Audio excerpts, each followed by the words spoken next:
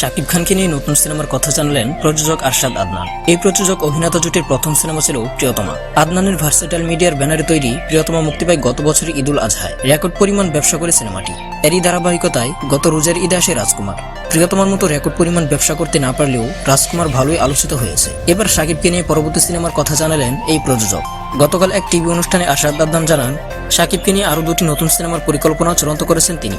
একটি আগামী রোজার ঈদে মুক্তির জন্য, অন্যটি পয়লা বৈশাখে। প্রিয়তমা ও রাজকুমার পরিচালনা করেছিলেন হিমেল আশরাফ। তবে এবার আসবেন অন্য পরিচালক। আদনানের প্রযোজনায় সাহেব নামে সিনেমাটি পরিচালনা করবেন লোকাল খ্যাত নির্মাতা সাইফ চন্দন। অন্যটি নির্মাতাকে তা জানাতে চাননি আদনান। তিনি নিজেও সিনেমাটি পরিচালনা করতে পারেন বলে ইঙ্গিত দিয়েছেন। সাহেব সিনেমায় কে থাকবেন শাকিবের নায়িকা? প্রিয়তমা ও রাজকুমারের বিদেশি নায়িকা থাকলেও সাহেবের দেশীয় কোনো অভিনেত্রীকে দেখা যাবে, যিনি এর আগে তার সঙ্গে কাজ করেননি। তবে নায়িকার নাম এখনই খোলাসা করতে চাননি আরশাদ।